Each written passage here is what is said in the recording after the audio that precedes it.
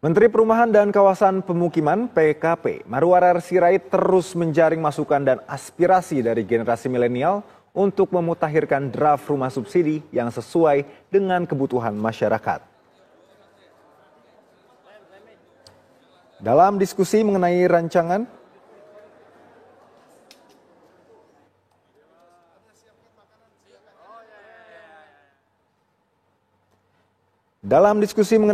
rumah subsidi, ada dua tipe yang tengah disiapkan, yaitu rumah dengan luas tanah 25 meter persegi dan rumah dengan luas 26,3 meter persegi.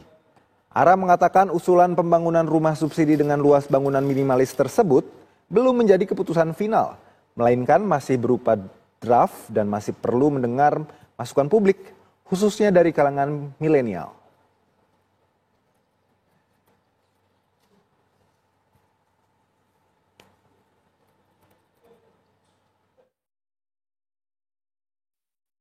Terbuka, kan ini draft ya. Draft itu beda dengan sosialisasi. Ini draft yang untuk kita dapat masukan. Saya ngapain terusin lagi program ini kalau misalnya milenial banyak yang nggak setuju. Ya kan, itu namanya saya mengada-ngada.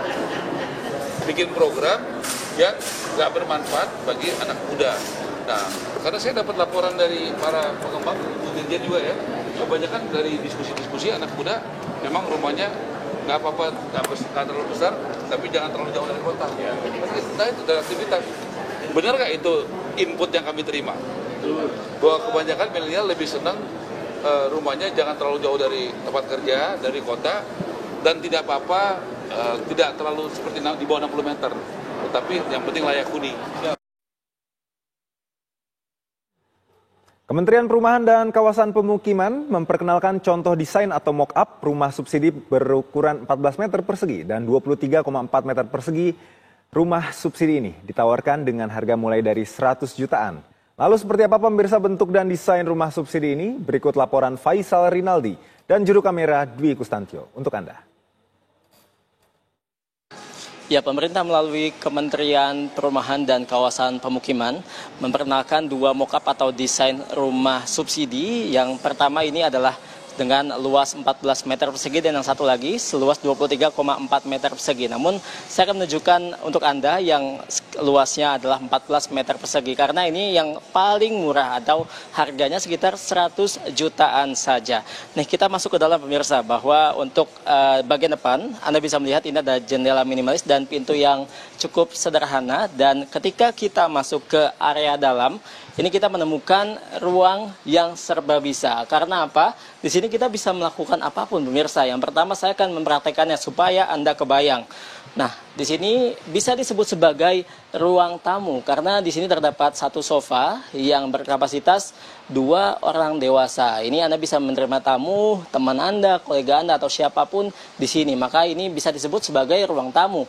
Yang kedua, ini bisa disebut sebagai ruang keluarga atau ruang santai karena di sini terdapat sofa juga yang Anda bisa santai di sini sambil menikmati TV yang ada di sebelah sana. Nah, kemudian yang ketiga pemirsa, saya akan menunjukkan juga kepada Anda fungsi daripada ruang serba bisa ini. Satu lagi itu, ini cukup sempit pemirsa aksesnya.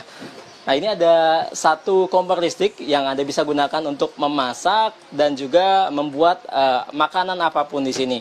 Anda bayangkan, kapan lagi Anda bisa memasak di atas mesin cuci seperti ini? Karena di ruangan ini Anda juga bisa mencuci pakaian. Kita masuk lagi ke bagian dalam. Ini untuk aksesnya juga terbilang cukup sempit pemirsa. Untuk masuk ke dalam ini hanya muat satu orang saja dan kaki saya cukup harus dirapatkan untuk bisa masuk ke area dalam atau ke area kamar.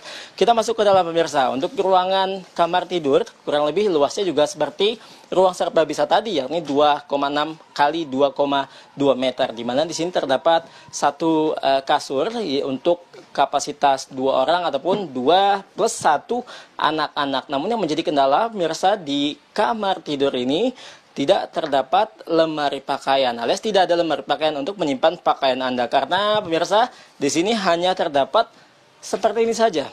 Ada hanger untuk menggantung pakaian yang kurang lebih hanya bisa menampung sekitar 5 sampai 8 pakaian saja. Nah, ini yang menjadi kendala jika Anda ataupun pasangan Anda serta keluarga Anda bahkan memiliki pakaian yang cukup banyak. Ini cukup kesulitan karena bingung untuk menyimpan pakaian Anda di mana. Nah, untuk rumah subsidi ini pemirsa memang cocok untuk Anda yang belum menikah ataupun masih single. Kemudian pemirsa, untuk rumah subsidi ini nantinya akan dibangun di sejumlah area, yakni di Bogor, Depok, Tangerang, dan juga Bekasi. Namun ada beberapa persyaratan jika memang Anda ingin mengambil rumah subsidi ini.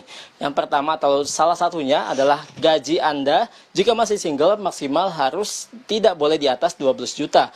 Nah, untuk Anda yang sudah menikah, gaji maksimal Anda atau tidak boleh melebihi 14 juta rupiah. Bagaimana pemirsa? Apakah tertarik? Dari Jakarta, Faisal Rinaldi, Dwi Gustantio, TV One mengabarkan.